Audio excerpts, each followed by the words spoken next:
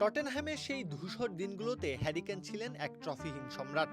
বিশ্বসেরা striker হয়েও তার হাতে কোনো রূপালী ট্রফি নেই। ফুটবল বিশ্বের এই দীর্ঘশ্বাস যেন মিউনিখের আকাশে এসে পূর্ণতা পেল। টানা দুইবার বায়ার্ন মিউনিখ যখন বুন্দেসলিগা উৎসব করছে, তখন পর্দার আড়ালের নায়ক সেই একজনই। স্টাটগার্টের বিপক্ষে মাঠে নামার মাত্র 5 মিনিটের মাথায় গোল। এটি কেবল একটি গোল ছিল না, এটি ছিল নিন্দুকদের মুখে এক সজোরে চপেটাঘাত। চলতি লিগে নিজের 32তম গোলটি করে কেন বুঝিয়ে দিলেন কেন তাকে এই প্রজন্মের সবচেয়ে আন্ডাররেটেড অথচ ভয়ঙ্কর স্ট্রাইকার বলা হয়। লন্ডন ছেড়ে মিউনিখে আসার মূল উদ্দেশ্যটাই ছিল ট্রফি জেতা। সেই লক্ষ্য এখন সফল। লিগ জেতা হয়ে গেছে, আর চ্যাম্পিয়ন্স লিগেও দল এখন সেমিফাইনালের মঞ্চে।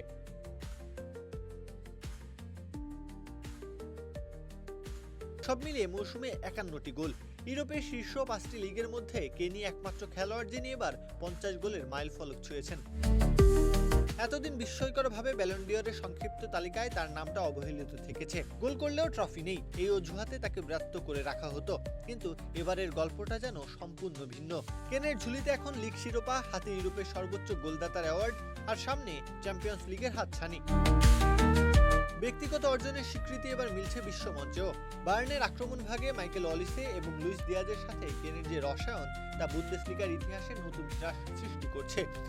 এই ত্রয়ী সম্মিলিত 94টি গোল কন্ট্রিবিউশন গত 4 দশকে সব রেকর্ড ভেঙে চুরমার করে দিয়েছে।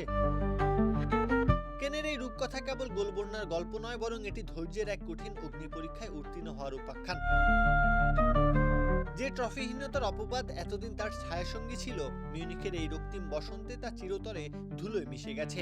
বাভারিয়ান ডেরায় কেন এখন আর কেবল একটি নিঃসঙ্গ গোলদাতা নন, বরং তিনি এক বিজয়ী সেনাপতি, যার হাতে শোভা পাচ্ছে সাফল্যের রাজদণ্ড।